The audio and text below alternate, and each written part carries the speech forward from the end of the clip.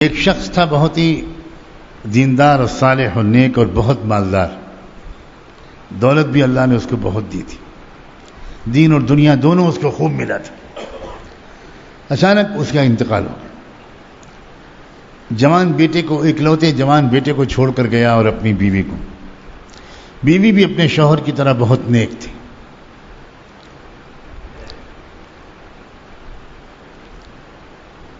حضرت حسن بصری کا زمانہ تھا.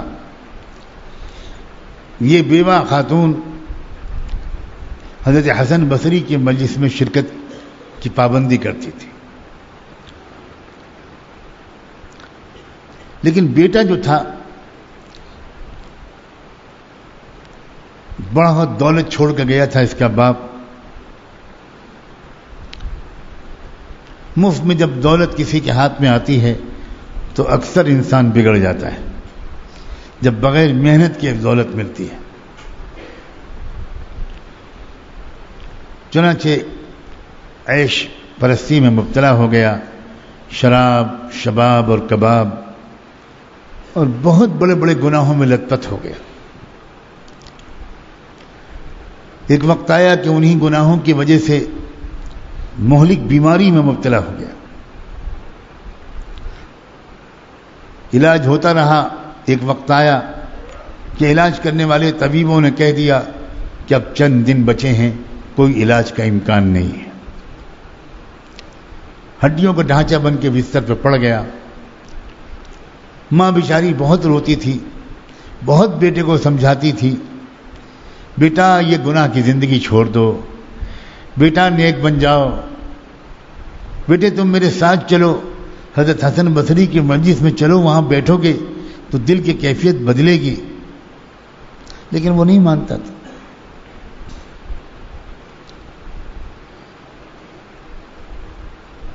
ایک وقت آیا جب بیٹے کو لگا کہ بس اب میں چند گھنٹے کا یا ایک آدھ دن کا مہمان ہوں. تب بیٹے کو کچھ ہوش آیا. بیٹے نے کہا اماں میں توبہ کرنا چاہتا ہوں مگر مجھے توبہ کرنا نہیں آتا. آپ حضرت حسن بصری سے جا کر یہ درخواست کیجئے کہ وہ تشریف لے آئے اور مجھے توبہ کرا دے تو شاید اللہ میری مغفرت کر دے. ماں خوش ہو گئی. ماں نے کہا میں ابھی جاتی ہوں بیٹا.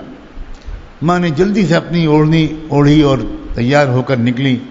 حضرت حسن بصری کی خدمت میں حاضر ہوئی اور جا کر درخواست کی کہ حضرت میں جس بیٹے کے لیے بار بار دعا کراتی تھی اب وہ بالکل موت کے قریب پہنچ گیا ہے، پتہ نہیں میں واپس جا کر زندہ پاؤں گی کہ نہیں پاؤں گی. حضرت اللہ اللہ کر کے اس نے اب توبہ کرنے کا ارادہ ظاہر کیا ہے، مگر وہ غریب کہتا ہے مجھے تو توبہ آتی نہیں.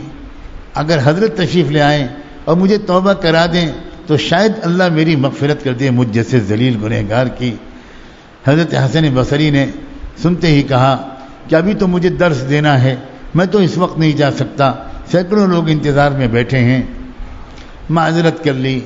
ماں بیچاری مایوس واپس آ گئی. بیٹا دروازے کی طرف تک رہا تھا. ماں گھر میں داخل ہوئی. بیٹے نے پوچھا کہ ماں کیا ہوا، حضرت آ گئے؟ تو کہا کہ تیرا نصیب خراب ہے، انہوں نے معذرت کر دی. زندگی بھر میں تجھے لے جانے کی کوشش کرتی تھی، تو راضی نہیں ہوا. آج میں نے ان سے گزارش کی کہ وہ آ جائیں تو آج انہوں نے معذرت کر لی. اب میں کیا کر سکتی ہوں؟ بس یہ سننا تھا کہ بیٹے کے ایک چیخ نکلی اور بیٹے نے کہا اللہ میری مغفرت کے لیے آپ حسن بصری کے محتاج نہیں ہیں. میں بہت گنہگار ہوں، میں ذلیل اور عاصی ہوں، میں بہت ہی گنہگار ہوں، مگر اللہ میں آپ کا بندہ ہوں، معاف کر دیجئے، معاف کر دیجئے، اللہ مجھے معاف کر دیجئے، اللہ مجھے معاف کر دیجئے.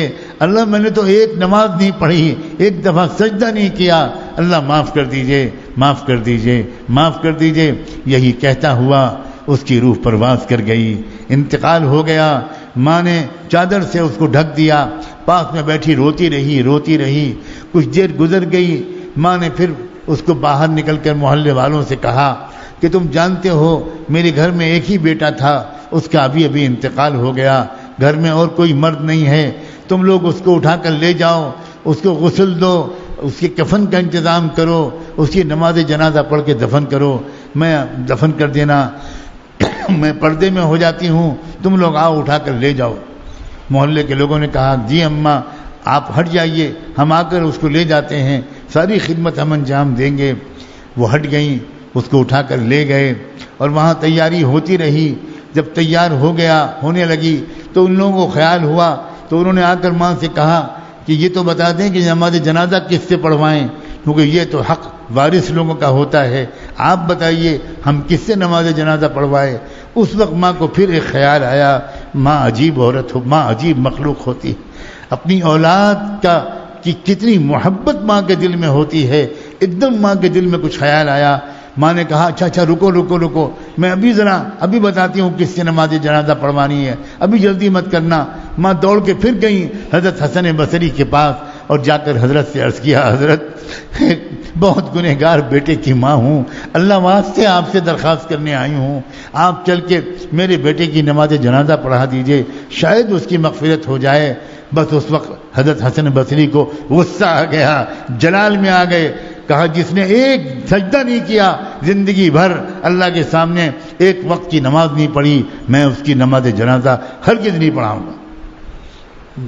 ماں بیچاری پھر واپس آ گئی اور آ کے محلے والوں سے کہہ دیا کہ حضرت حسن آنے پر تیار نہیں ہوئے، اب اس لیے بھائی اب تم لوگ جس کے مناسب سمجھو نماز جنازہ پڑھوا کے دفن کر دو، میں کیا کروں، میرے بچے کا نصیب اچھا نہیں تھا۔ ماں بیٹھی روتی رہی، اپنے بیٹے کی مغفرت کی دعا کرتی رہی۔ اتنے میں دروازے پر دستک ہوئی، ماں دوڑ کے گئی دروازے پر، پردے کے پیچھے کھڑے ہو کر پوچھا کون صاحب ہیں؟ تو باہر سے جواب آیا، بہن میں حسن ہوں، حسن نماز جنازہ پڑھنے آیا ہوں تمہارے بیٹے کی۔ تو حیرت میں رہ گئی، وہ کہنے لگی آپ نے تو منع فرما دیا تھا، آپ آ گئے، مرحبا، آپ اللہ والے عجیب ہوتے ہیں، کتنا بڑا احسان ہے آپ کا، آپ تشریف لے آئے، بس ابھی میں دوڑ کے جاتی ہوں، لوگوں کو اطلاع کرتی ہوں۔ حضرت حسن نے فرمایا بہن سن تو لو کہ منع کرنے کے باوجود میں آیا کیوں ہوں، تم کو واپس کر دیا تھا میں نے، اس کے بعد میں ذرا دیر کے لیے آرام کرنے کے لیے میں نے آنکھ لگائی تو مجھے ایک دم محسوس ہوا جیسے کوئی مجھے ڈانٹ رہا ہے، کان لگائے تو پتہ چلا اللہ رب العزت مجھ سے کہہ رہے ہیں حسن جلدی جاؤ میرے ولی کی نماز جنازہ پڑھاؤ، اگر تم نے میرے دوست اور میرے ولی کی نماز جنازہ نہیں پڑھائی تو میں تم کو جو کچھ دیا ہے سب چھین لوں گا، بہن مجھ پر احسان ہوگا، مجھ سے نماز جنازہ پڑھوا لو ورنہ زندگی بھر کی کمائی چھن جائے گی۔ وہ دوڑی عورت گئی، لوگوں نے استقبال کیا، اپنا ماما اتار کر راستے میں بچھا دیا، حضرت آپ اس پر چل کے تشریف لائیے، آپ نماز جنازہ پڑھوائیے۔ اللہ اکبر و کبیرہ، اللہ اکبر و کبیرہ، جس نے زندگی میں ایک وقت کی نماز نہیں پڑھی، جو اتنا بڑا گنہگار تھا، آخری وقت کی توبہ پر اللہ نے اس کو ولایت کے تحفہ عطا فرما دیا۔ اللہ ہم نے تو شاید اتنے گناہ نہیں کیے اور ہم نے تو بہت سی نمازیں پڑھی ہیں اور ہم تو رمضان میں اعتکاف میں بیٹھے ہوئے ہیں، اللہ اگر آپ اس گنہگار کو اپنی ولایت کا تحفہ دے سکتے ہیں تو اللہ آپ کے خزانے میں کوئی کمی نہیں، آپ ہم کو بھی دے سکتے ہیں۔ ہم آپ سے رمضان کی خیرات مانگتے ہیں، ہم آپ سے آج کی رات کی بھیک مانگتے ہیں، اللہ آپ بھی ہم کو محبت کی نظر سے دیکھ لیجئے، آپ کا کچھ نہیں بگڑے گا، ہمارا کام بن جائے گا، ہمارا کام بن جائے گا۔ اللہ کوئی تو ہوگا اس مجمع میں جو نیک صالح ہوگا، اس میں علماء بھی ہیں، اس میں حفاظ بھی ہیں، اس میں وہ نوجوان بھی ہیں جو بڑی مشکل سے اپنے آپ کو گناہوں سے بچا رہے ہیں، ایک لڑائی اور ایک جنگ لڑ رہے ہیں۔ اللہ پردہ نشین عورتیں بھی تو دعائیں مانگ رہی ہیں، وہ بھی تو اس وقت مجلس میں شریک ہیں، کہاں آپ کے بندے اور بندیاں کن کن ملکوں اور شہروں میں بیٹھ کر اللہ اس مجلس میں شریک ہوتے ہیں۔ اے رب کریم کوئی ایک بہانہ ڈھونڈ لیجئے، اللہ آپ کوئی ایک بہانہ ڈھونڈ لیجئے اور ہم کو بھی اللہ اپنی ولایت کا تحفہ عطا فرما۔ یہ دعا مانگتے ہوئے ڈر لگ رہا ہے کہیں آپ ہم سے ناراض نہ ہو جائیں، کہیں آپ یہ نہ کہیں کیا مانگ رہے ہو بدبختوں، تمہاری اوقات ہے، تمہاری یہ ہمت ہے، لیکن اللہ یہ واقعہ تاریخ کا سچا واقعہ ہے، یہ ہمیں ہمت دے رہا ہے، اللہ یہ ہمیں ہمت دے رہا ہے۔ اگر ایک ایسے گنہگار نوجوان کو آپ اپنا ولی بنا سکتے ہیں تو اللہ ہمیں بھی تو کچھ عطا فرما دیجئے۔ اللہ تبارک و تعالی قبول فرمائے۔ وآخر دعوانا ان الحمد للہ رب العالمین۔